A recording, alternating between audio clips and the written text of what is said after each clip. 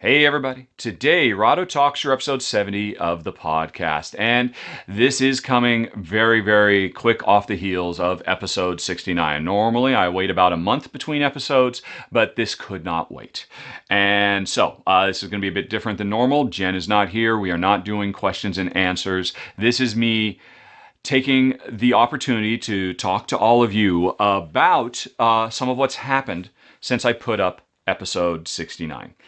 Actually, I filmed that a couple of days ago and I've let it sit. I didn't just immediately post it. I thought maybe I should ruminate on my thoughts a little bit instead of just jumping the gun like I did last month. And I have a few more things I wanted to add before we get going. One, please understand, I was not bullied into doing this. Everything I'm about to talk about are my words, my thoughts, my reflections about what I did in episode 69 and why I caused a lot of needless hurt and pain, and evaluate that, hopefully for you, the audience, to get a better understanding of what I have come to understand and to talk about what I want to do going forward to try to ensure this does not happen again. Another thing I want that is very important to say, I suspect there's going to be some folks who are going to be very quick to go to, well, look, Rahdo apologized, job done, let's everybody just forgive him and move on. But it's not as simple as that. Because one, it is not the responsibility of the aggrieved, of those that I have hurt, to forgive me or to accept this. This is 100% about me and trying to come to terms with how I can be a better person. So please do not cross post this and say, look, everything's fine. Can we just get back to normal? Things aren't normal. And again, if you watch all the way through to the end, and please do watch. I know this is a long video, but I've got a lot to say because I made a lot of missteps, big missteps. And I think it's really important to get all of this out. So let's get going. And I'm just going to cut right to the chase. I waded in to a series of topics that were incredibly delicate, with a lot of potential for trauma and hurt and anger. And I just treated it like I was doing a Rahdo runs through. I was just, hey, I did a little bit of research and now I'm going to get on my pedestal and I'm going to talk about this and that and the other. And here's what I think, yada, yada, yada. Have a nice day. Talk to you later. So long. Bye-bye. And perhaps predictably, definitely predictably, my kind of drive-by analysis has created real hurt in the world. And I just want to start off everything by saying, everybody I have hurt, I am sorry. I really am. This is all I have been thinking about ever since. And I have been silently for the last week, not really saying much of anything publicly, but listening to everything everybody has to say, because I do want to take it in. I do want to understand how I could make some of the mistakes I did, because there's no two ways about it. Sure, my intentions were good, but intentions don't matter. Actions and the consequences for those actions are what truly matters. And at the end of the day, honestly, if you've heard episode 69, I hope to try to point out how I was a hypocrite. I preached empathy and reaching out to people and mutual respect, and I epitomized none of those things. Like I said, just I took a side, I blitzed through it, I reduced the feelings and opinions and life experiences of others, and I did the entire topic a huge disservice, and I did my audience a disservice. So that's what I want to talk about a little bit today. And I'm going to try to not be quite so over the top. I'm going to try and slow down a little bit and articulate what I've taken away from this and what I'm going to try to do in the future.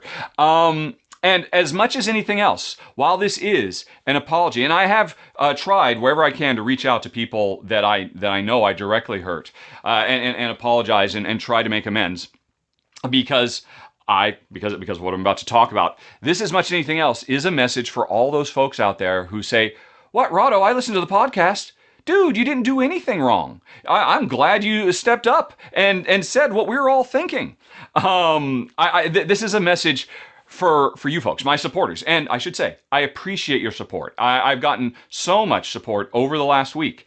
But it doesn't mean that I didn't make mistakes. We all make mistakes. And certainly one of my big messages was, hey, when we misstep, let's try to extend some grace. Let's give somebody a chance to recognize what they did wrong and take steps. And that's what I'm trying to do today. And anybody who wants to say, no, Rahdo, they're coming for you. You're going to get canceled.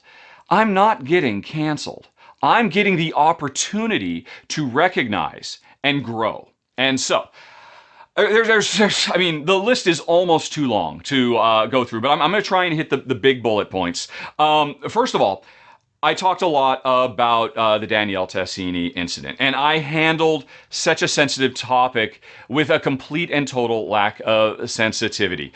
I basically reduced a very important discussion about racism in gaming culture and in culture around the world, and I turned it into an argument about semantics. About, well, let's actually look at the origin of words, and let's actually, read some academic papers about this, that, and the other.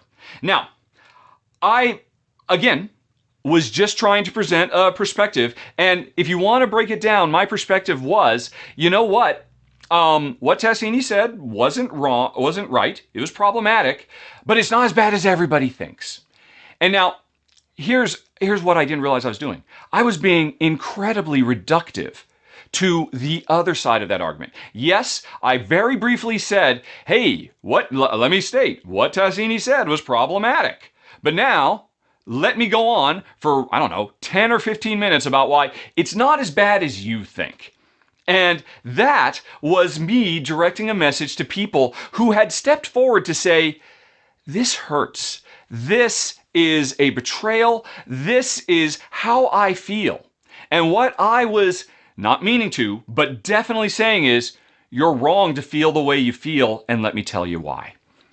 That was bad of me, but I was so wrapped up in just making my argument and stating my case like I was in in high school. I used to do a lot of mock trials, and I really enjoyed it, in debate club. And I was like, this is not just an academic debate. This is about lived experiences. And the thing is, if I had put as much passion and emphasis into the other side, then one of the things I would have very clearly stated is, and I didn't, I minimized this message, what Danielle Tassini said was racist. And I'll go one step further. What I said was racist.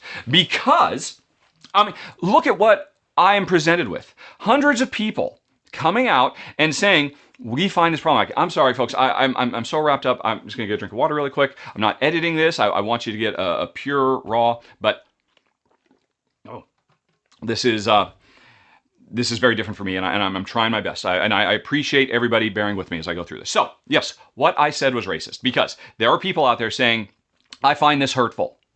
And Danielle's original point was, hey, you know what? I say this because amongst my friends, it's not really hurtful. And you know what? Maybe that's true, but it's immaterial because a lot of people stepped forward in good faith and said, I'm really disappointed. This hurts. And what did I do? In my treatise about the origin of certain words in certain languages and cultural shifts and expectations and generational gaps, I then went on ahead and said the word probably at least a half a dozen times. And I take a step back now and realize if I were sitting down at a table with you and you said, hey, I'm really looking forward to play this, can I just say, I know there's a lot of jokes going around about X. Could you just maybe not use that term because it just makes me uncomfortable?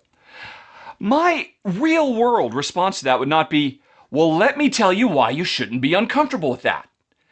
Of course not. That would be a ridiculous response. My response would be, oh, okay, I understand. Yeah, I don't have to use that word, whatever that word is. That's not what I did in episode 69 of my podcast. Somebody said, that word is hurtful and harmful, and we are trying to shift away. And I knew this because I'd done a lot of research, but I only talked about half of my research. I didn't talk about the shift in Italy from the 90s or court cases or all these other things. And so my actions painted a very myopic, very one-sided perspective because, after 3 hours of nonstop motor mouth, that's just what I said. And because, as I said, I treated it like a gameplay run-through. And you know what? Hey, in my run-through, sometimes I make goofs. And sometimes like, oh, I meant to say that. No, okay. That's not good enough for this. This is an important topic, and I didn't treat it with the gravity it should. Now, as a counterpoint to that, I don't know if you've seen Jason Perez. He has a channel called Shelf Stories, and I asked Jason if I could mention him up front and he said, yeah, please do. He put out a video, and I strongly recommend everybody check it out. It's called Two Kinds of Racism, or Two Types of Racism, something like that. Let me jump in here again to say, if you do check it out, and again, I cannot strongly recommend enough. I've watched it several times myself over the last week, and it really let it sink in, and I think it's an important message. But please, if you do go to his YouTube channel, Shelf Stories, and check out his video about the two types of racism, which includes talking about my podcast, please treat him with the respect that he gave me. Can I just ask for that? He is a good guy putting good information out into the world, and he deserves to be heard. And more importantly, he deserves to be treated with the respect that he is giving to everyone else. So I really want to make that clear. Please and thank you. Okay, so what did he say? And basically, he talks about first the one type of racism, the one that everybody can very easily identify. It's just there. It's obvious. It makes all of us recoil with horror. And that's fine. And he doesn't spend much time on it because it doesn't need it. But then he talks about the second type of racism. The casual, ignorant, unassuming racism that makes us talk about people in terms of race. And I am not going to try to recreate what Jason did here. He talked about type number 2 becoming soil that type number 1 can grow in, and I cannot strongly recommend enough you watch his video because I'll mess it up. If there's one thing I've learned, I have a tendency to wade into stuff, and I'm trying to step back and let Jason speak. But one of the things that Jason mentioned, because he told me he was going to do the video, great idea. Actually reach out to the person you're going to talk to about. Another thing I did not do. We'll get back to that in a bit. He reached out to me and said, hey, I'm going to talk about it. I'm like, dude, please do. I want to hear everything you have to say because I want to take it all in. And and so he talked about me. And one of the things he mentioned that I just mentioned in passing, and when he was saying it, I was like, I didn't say that. Did I really? And he's right. I went back and I checked the tapes. I did. I said, there is a mob coming for Danielle Tassini. And that's such a loaded word. They're so weighted with history and meaning, and it's so wrong. It's so blowing things out of proportion and just creating flames. I was wrong to say that because I was dismissing and simplifying the thoughts and feelings of people who were brave enough to step forward and say, this is what I think. I'm willing to face a significant amount of wrath. I need to say this because it hurts to see Tassini do what he did. And again, what I said about Tassini, I still stand by. I believe he has the potential to grow and change just like we all do. And so I don't want this to be about him. I want this to be about me and what I said and a direct dialogue I had and the implications of, more importantly, the dialogue I had. So I said a mob is coming after him, and that's not true. I went back and looked, and it was 90% people just very passionately and eloquently expressing themselves. Yes, of course, there were a few people who were fire and brimstone. And yes, it is very easy to focus like a laser on the fire and brimstone and ignore everything else. This is definitely something I know is true of human nature. I've certainly seen it myself a million times. I'll put up a video and a lot of people love it and I get so much positive feedback, and it genders great discussion, but all I come away with is that one person who said that one thing about how they really hate it, and I'm like, that's all I can focus on. And I think that's not just that's something that I think we all go through, and because it becomes very, very easy to look at a few very angry people and get inflamed by that. Now, I'm not blaming them. I am not here to cast aspersions on anybody. I have not lived anybody else's life. I want to extend grace wherever I can. And I don't think I did that for the way that I handled a topic and the way I used certain words casually without giving it a second thought, including the word in question over and over and over again. And I just made a mess of it. I just blew it. By making it all about semantics, I missed the point. It's about us trying to hear each other, and I wasn't listening. And all I can say is now I am, and I hope that to anybody out there, and this is going to be a recurring thing throughout this, that if you are a supporter of my show, and if you believe I did nothing wrong, I said nothing wrong, all I can say is, I hope that you can see how I look at it now and why I think I was trying to do good. I did much more harm. And I'll come back to that in a bit with specific examples. But anyway, yeah, what else did I do? I made assumptions for other people. In a message where I was always talking about, well, hey, why don't you reach out to people and try to understand what they're really doing? Why don't you listen to what they're saying? I spent a lot of time in that video literally naming names and then putting words in their mouth based on my interpretation. And now, if there's one thing that trumps everything else, and I probably should have led with this, that I did it was that, naming names, because I didn't think twice about it. I was off in my Rahdo ivory tower with my 100,000 subscribers and my great wellspring of support I have, saying, well, hey, I'm really kind of disappointed in this person and that person and the other person. And you might say, well, what's wrong with that? You're just responding to them saying that they're disappointed in somebody too. Here's the deal. I mentioned my 100,000 subscriber status because this is something I was totally unaware of, but I think it's hugely important, and it's something I'm going to carry with me going forward. With great power comes great responsibility. Spider-Man has always been my favorite superhero, and it's right there in the log line. I do have great power. I have one of the biggest voices in our tiny industry, and I have a huge following. And the overwhelming majority of my following is good, decent people just trying to learn about board games. But the more following I have, the more people I have who follow me, who look to me as a role model, and who will take what I say, even if it was well-intentioned. My intentions don't matter. The results matter. Remember, this is important. They will take what I say and take it to the next level, or the next level, or the next level, or the next level. And they will create hurt and pain and suffering in my name, allayed against people that just wanted to step forward and say why they were disappointed or angry. Everyone should be free to express themselves and be heard instead of dismissed. I was already dismissing by just minimizing the perspective that I knew exists because I just focused in my debate team way on my side, and I don't want there to be sides. I want everybody to work together on this, and we can't do that. So anyway, naming names is bad regardless. All it does is create more trauma and strife.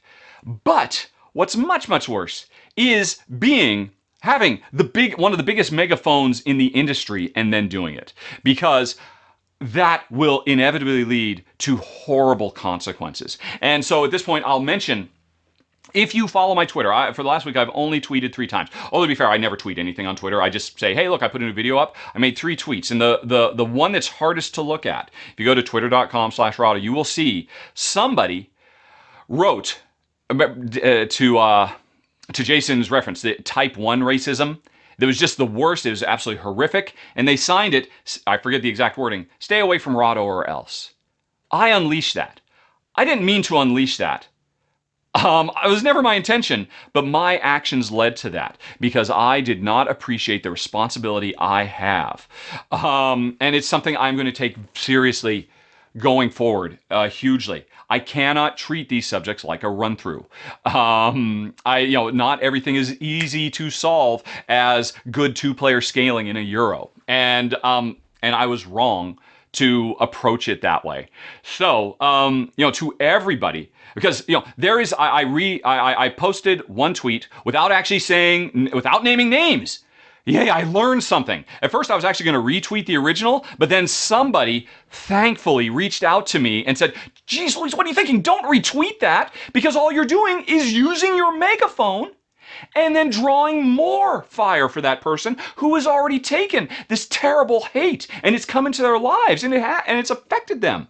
And me, without thinking twice, because I'm still learning and I'm still capable of making mistakes, I've got this incredible, powerful tool. And I was just, I should retweet that and reply saying how terrible it is. And they say, if you do that, you're going to bring more on them. Don't do that. Take the bitmap, take names out, don't talk about the people, talk about the message. And that's just a silly little example. One of dozens of eye-opening moments for me as people who were hurt by me extended the grace to me to come to me and explain what my words meant for them. And they didn't have to do that. And they were not canceling me when they were doing that.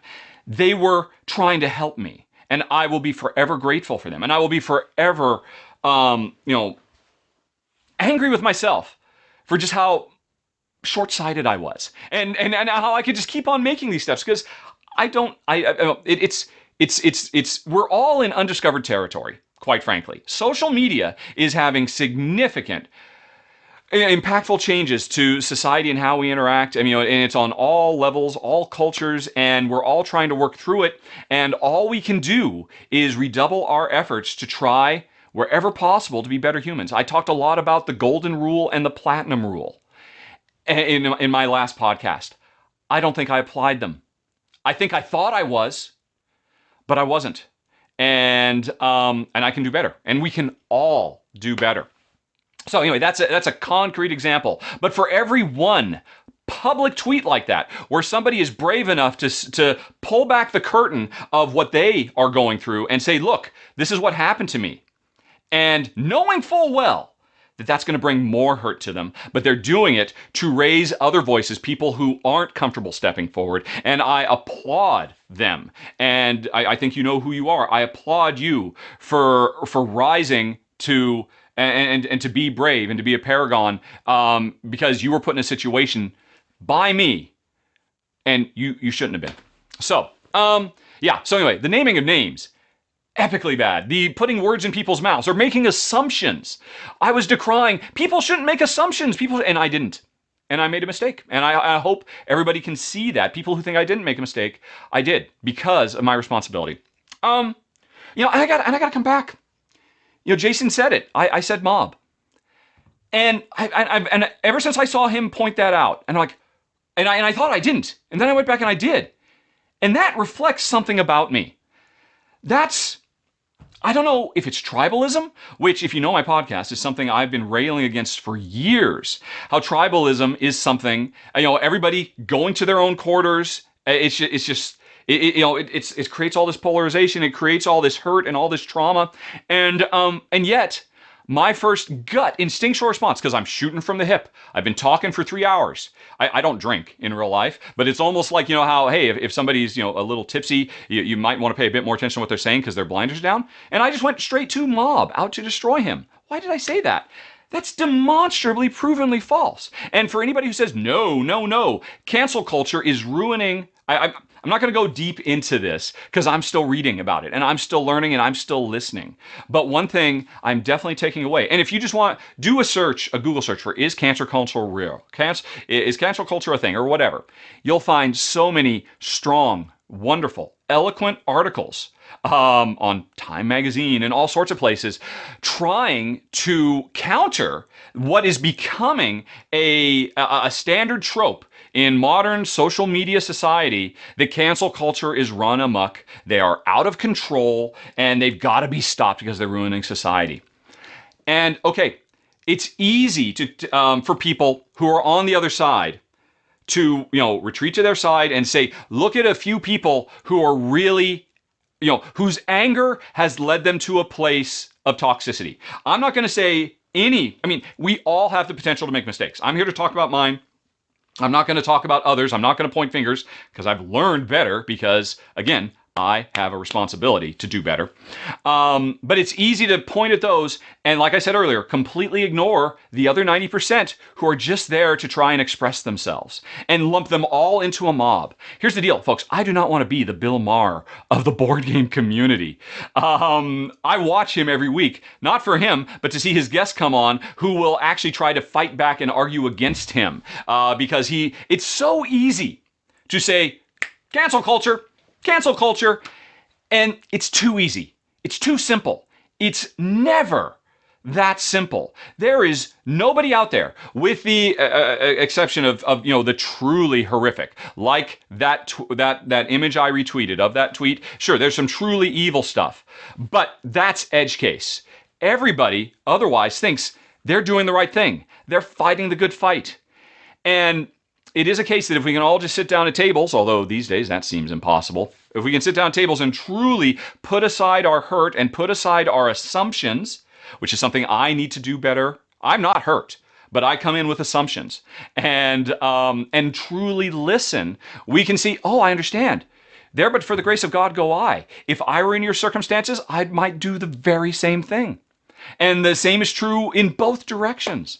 And just using a buzzword, cancel culture, run amok, that makes it too easy to not listen to voices. And it's what I did. I was there. I didn't say cancel culture. I mean, actually, I kind of recognized, okay, I got to slow down. I'm starting to rev up. I'm trying to, and not get myself worked up. My wife was in the podcast last month, and honestly, she didn't have that much to say about it. She doesn't follow trends in board games. She was just there to answer questions about chickens and dogs and mutual savings funds. The kind of stuff people normally ask her in the podcast because she's a really smart woman. And so she's taken on what I'm saying. And at one point she said, yeah, this whole witch hunt. I'm like, oh, honey, stop.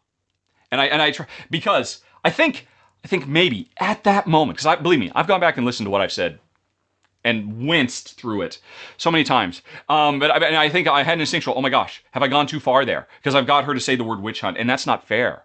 I don't think, with the benefit of hindsight, Tessini was going under witch hunt. Please folks understand, I am not on the receiving end of a witch hunt. I am on the receiving end of a lot of people expressing their hurt, their anger, and their disappointment, and their right to do it. Even if you disagree, they're still right to express themselves. And so anyway, when she said that, I'm like, no. And at that point, that was like the only time in the whole video where I gave any voice to anyone other than Tessini is cool. My semantics argument. I just keep coming back to that. I was doing debate tricks that I learned a long time ago. And that was maybe the one time for a brief moment. And it was too little, too late. And, who knows if anybody hears it, but it was Jen starting to say something that I think it's something we both have to recognize and we both have to do better about. I think we all have to. Anyway, so long story short, folks, please understand.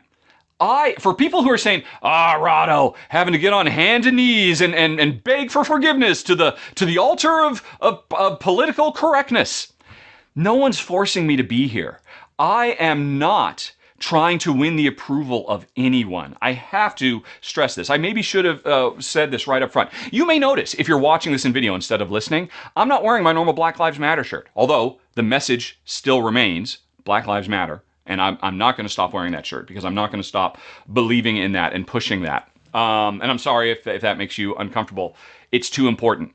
If you wonder why, watch the end of the podcast when my wife read a quote that was beautiful and so important, and I didn't realize at the time it was so applicable to me too. If you listen to the end for Jen's words of wisdom, they're very important.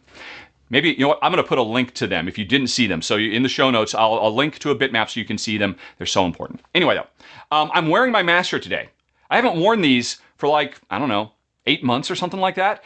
Although this was my foray into bringing the real world into my channel and not being satisfied anymore saying, oh, I'm just about games. The real world is out there because you know what? The real world is everywhere. And just because I'm in a situation where I can shut my door and the real world doesn't affect me, I think I have a responsibility. Again, great power comes great responsibility to address these things and to put on a pedestal and put on and signal boost those who do not have the same the marginalized who have always been trapped in a world that does not listen. That just says, well, yeah, hey, look, we've made steps. It's going to be fine. I want to listen. I started wearing math because it's an acronym that stands for Make America Think Harder. Make America Think Harder. It was Andrew Yang's campaign. I put it on today because an A looks a lot like an R. And this is my Make Rahdo Think Harder. That's what I am here to do because I want to express everything that I picked up. And man, I should have just come up with a statement and read it because I'm going on. What am I at now? I am at almost half an hour, and I'm not done, folks. But I want to be genuine. I want to be real. I want to be honest.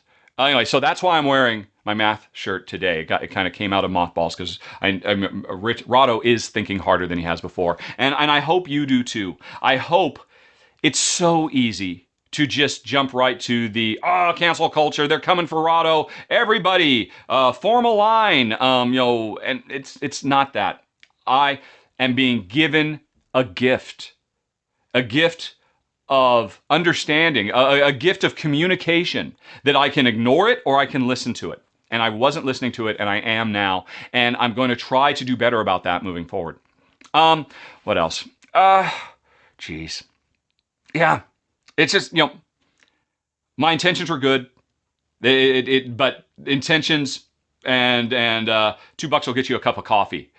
The outcome of what I did is what's important, and that's what I have to reckon with, and what I'm going to keep reckoning with going forward. You know what? One more I had.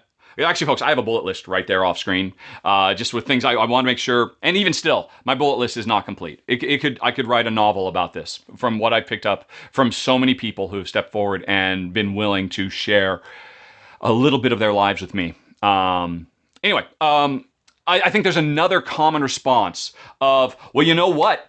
If they didn't want the heat, they should have stayed out of the kitchen. They shouldn't. There are consequences to actions, Rahdo, and you're not the problem here. And no, that way literally leads to vengeance. And that all that does is perpetuate. We are all taught as young children. Well, at least I assume we all are. Maybe not everybody is. I certainly was. That if someone attacks you, don't fight back. Step away from the situation and then try to find out what's going on. Go talk to a parent or a teacher. Because if you fight back, all you're doing is escalating. And so, I think for anybody whose just gut response is, well, you know what? They got what's coming to them. I hope my words can give you pause to think that, you know what? They were someone who was brave enough to step forward because they know. Make no mistake, a marginalized person, a person of color, a woman, an LGBTQ content creator who steps forward and says, I'm just so disappointed in what Rahdo said. They are opening themselves up for a world of literal danger. Harassment online is just the beginning of it. I had one person contact me and say, and I'm not going to name names, who was worried for their life because they have since found, I'm not even going to go into it.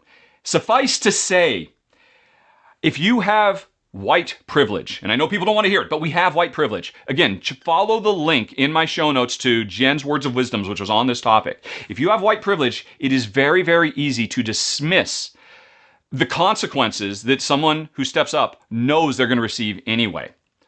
Don't add to it. Take a beat and listen. Take a beat and try to understand where they're coming from. Or if you just fundamentally disagree, you know what? Let them have their say. You don't have to take it upon yourself to convince them that what they feel and their life experience is wrong. I don't have to do it. It's what I did, and I was wrong to do it. The Tassini experience, there's a good album cover, is an opportunity for Tassini and for me and for maybe a lot of you to actually take another look at the world and re-examine some of the perspectives that we just have kind of ingrained in us because of the circumstances of our birth as much as anything else and our lived life experiences. So anyway, what I want to say is to anybody who, even if you're saying no, Rahdo, they said harsh words, they deserve harsh words in response.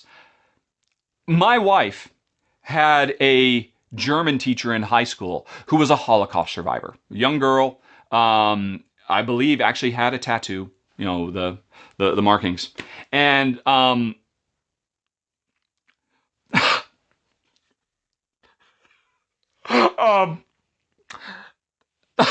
sorry, just a second. And it's one of the first things my wife ever told me. We're just dating and getting to know each other. That it's always lived with her. That this woman had instilled in her this motto. It should be right up there with golden rules and platinum rules and everything else. And it's something I try to live my life by. And because it's do not use the actions of others as an excuse for your own. It's as simple as that. That's the if you think somebody's being a bully, don't be a bully back. If you think someone is canceling, and if you hate cancel culture, and by the way, I recognize that's a problematic statement. And like I said earlier, it's too simple. It's fraught with misinterpretation. But still, I'm just speaking to somebody who is quick to decry this is cancel culture. If you really dislike that, if what you see of other people dismissing ideas out of hands and canceling other people, don't let your answer to that be to counter counsel. If you stand against that, don't do it yourself. Like I said, don't use the actions of others as an excuse for your own.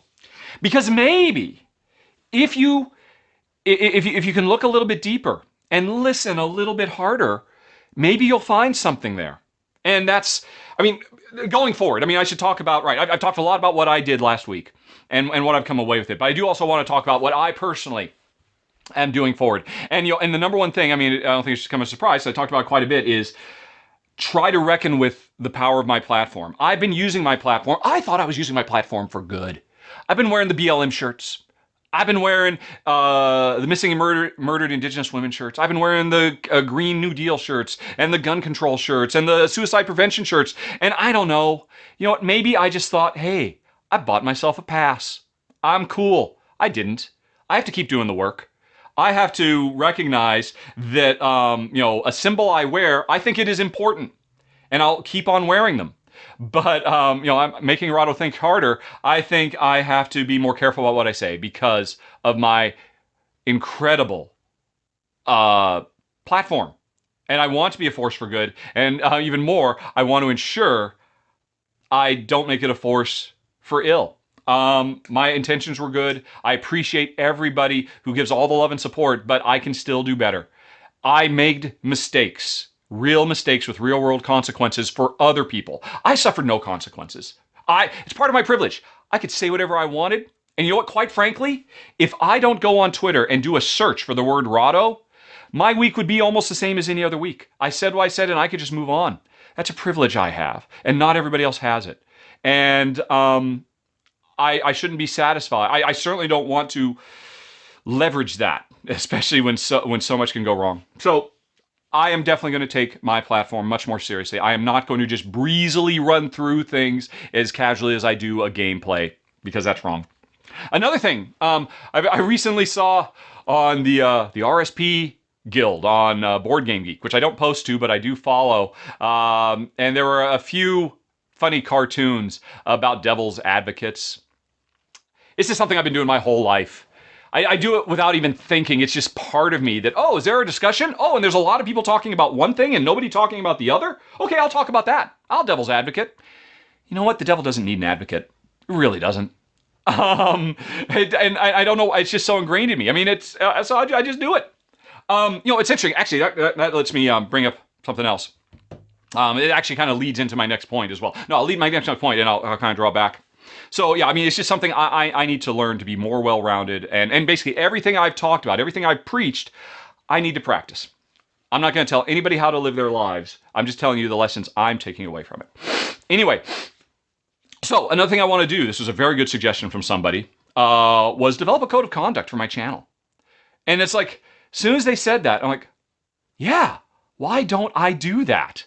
That's so obvious. Of course I should do that. Because one thing that's been very important to me, and one of the interesting lessons that I have learned since I started wearing BLM shirts. I started wearing BLM shirts and folks started coming out of the woodwork, and they still are, every day, saying, well, Rahdo, all lives matter. Well, Rahdo, you must be for the dissolution of the nuclear family. Are you a Marxist, Rahdo? And all of these tropes. And I started out diligently and dutifully trying to mission to civilize, using the old Will McAvoy quote from Newsroom.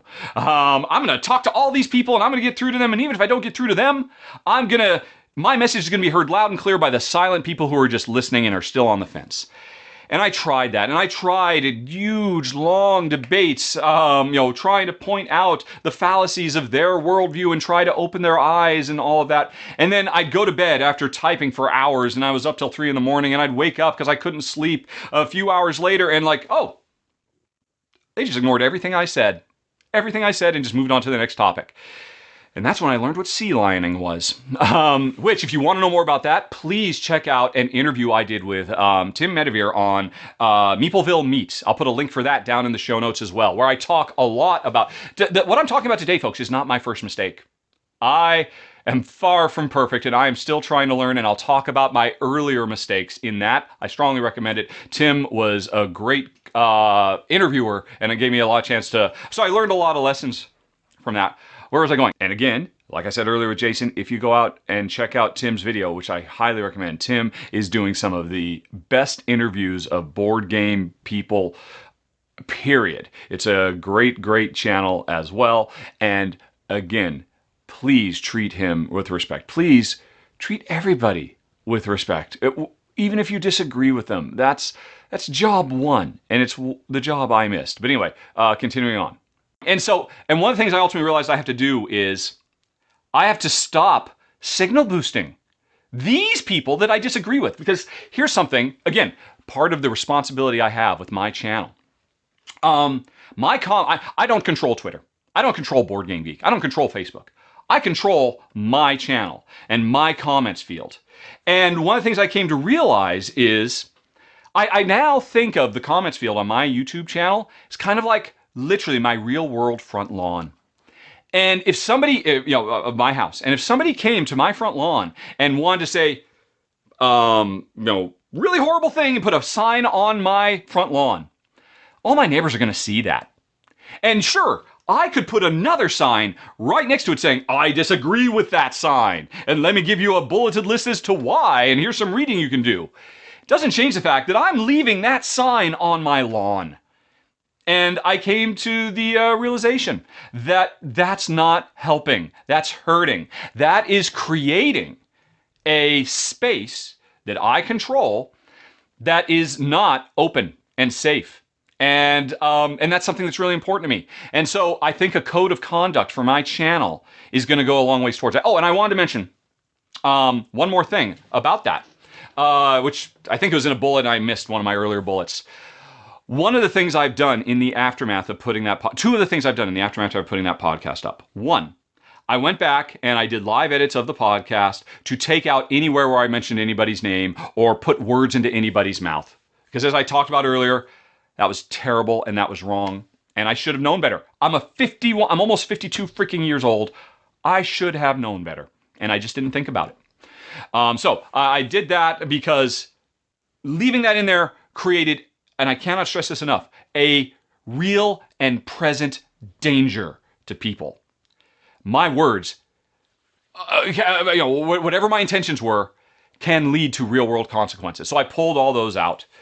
That makes me remind me of Charles Barkley. I didn't put him on the list. Well, maybe I'll come back to Charles Barkley. I don't know. But another thing I did is, in the days after, immediately after, on my YouTube page, on the comments were 10 to 1, 20 to 1. Oh, Rahdo, don't kick yourself. You did nothing wrong. Everything's fine. You said what all of us wanted to say. And like, or variations of that. Or, there's plenty of, oh, Rahdo, you were, basically, there's a lot of, Rahdo, you did nothing wrong. And as I saw those there, and I thought, what does that feel like to somebody coming to my channel? Does that look like a whole bunch of, well, here's a whole bunch of people who aren't going to listen. If they're just blanket saying that what Rahdo did was fine, maybe that sends a message. And maybe that's a message I don't want on my front lawn. And so what I did is I removed those, and I also, wherever possible, I directly contacted the person that I was removing those posts and explained myself, and I hope they understand. Right now I'm in a listening mode. I want people to be able to come to my channel and speak and not feel threatened. So that's an example of what I did. And so I don't know exactly what this translates to, but it does lead to me talking about another action I want to do is a code of conduct. And I'm still working it. I'm looking at existing code of conducts. There's a lot of really great ones for board game conventions as it happens.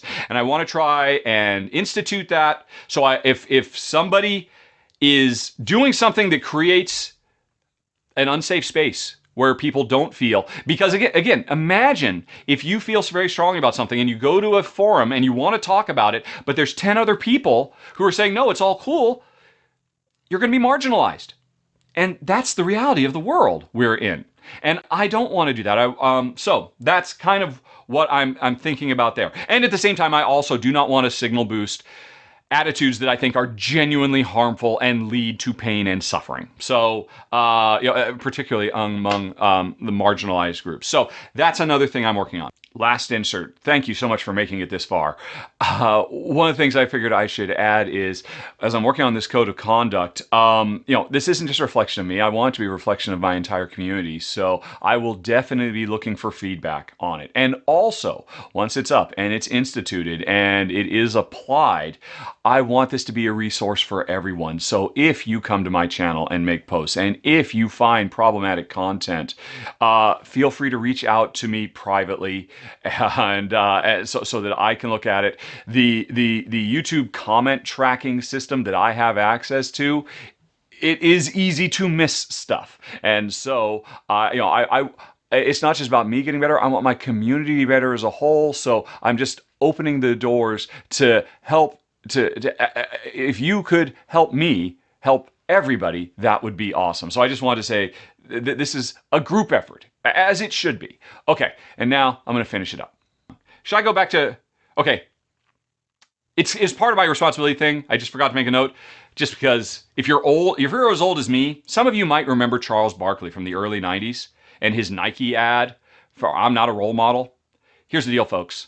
I disagree with Mr. Barkley. I am a role model, and I need to act like it, and I need to take responsibility for it. And that's a really kind of an underpinning of what I want to do going forward. The last one I'm going to do, I don't know if any of you watch Zoe's Extraordinary Playlist. There was the end of a 2-part episode last night, which was about racism in the workplace, and it was a really, I think, beautiful episode.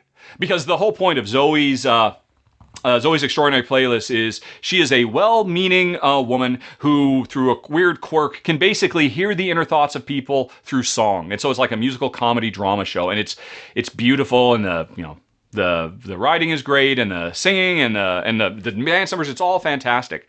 But the episode tackled, because her character's in a unique circumstance. She's a well-meaning white woman who does not understand the full strength of her privilege, who thinks she is an ally to her black coworkers, but something came up and she realized that she creates, in her earnest, well-meaning efforts, she creates problems. And she's lucky because through magical stuff, she can actually hear the voice, the internal monologue of these people that she's trying to help, but she doesn't realize she's just making things worse. She's not doing it. And it was a really good episode, basically.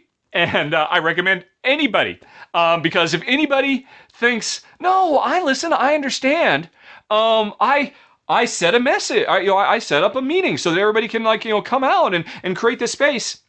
There's basically a town hall meeting in the company because she's a manager, and it's kind of much see watch. So my last thing is, because the moral of that episode is so much of this comes from the marginalized, people of color, women, LGBTQ, not being in the room. If they do get in the room, they're in a minority and they don't necessarily feel comfortable. And this, as I'm watching this episode is, this is the board game industry. And it's also my sub-industry. Because you know what we have enough of? We've got enough of me talking about board games. We've got way more than we need of me talking about board games. And so my last action, I just want to put this out there. There's actually a lot of talk these days, channels wanting to offer mentorships. I am not doing that. I think I've still got enough to learn myself. That would be hubris to suggest. But I want to make my time available going forward. If you are a content creator and you're a person of color, or a Black, Indigenous person of color, if you are a woman, if you are trying, or LGBTQ, and you're trying to start a channel because you're excited about it and you want to get your voice heard, I want to help you do that. So please reach out to me. I am easy to get to. I take any response on Twitter, twitter.com/Rahdo, or hit me on Board Game Geek. Once again, I am Rahdo. My public emails, questions@rahdo.com. I tell everybody, send questions in. Reach out to me, and I, going forward, will make time. Something I never really done before. People ask me all the time, hey Rahdo, what's the secret to your success, and blah blah, and I just said, well, here's a link to all the equipment I use and some stuff like that. I want to do more. I want to start giving back. I want to try to anonymously, I think that's important. This is not about me. This is not about self-aggrandizement. It's about me trying to help other voices achieve success in my world, because if everybody's at the table, we're all going to do so much better. And I hope, maybe I'm in a situation where I can help with that. So I'm just putting that out here at the end of a 47-minute long video, that please reach out and contact me if you would like advice, if you would like technical tips, if you would like honest criticism and feedback about your content and what I, as just one person, but you know what? If there's anything else I have proven today, there's a lot I have to learn. But I do know a lot about how to make a successful video channel. And I want to share that with you. I want to boost wherever I can. So it's just an open offer to anybody who's interested. Since that's something else, I want to devote my time going forward. And like I said, it's not a mentorship program. There's not going to be an admission process. This is just going to be, if people reach out, I want to reach back. And that's what I plan to do going forward. And that's it, folks. That was episode 70 of Rahdo Talks Through. No questions and answers other than my own questions that I was trying to answer. But Jen and I will be back again. And as always, please send your questions to questions@rahdo.com, whether they're game related, whether they're just movie. I mean, heck, I was starting to get sick of the Star Wars questions, but more Star Wars questions, whatever you want. And I promise you all, I will definitely work hard to treat things appropriately moving forward. And that's the episode, folks. Thanks very much for watching. Have a very nice day. Talk to you later. So long. Bye-bye.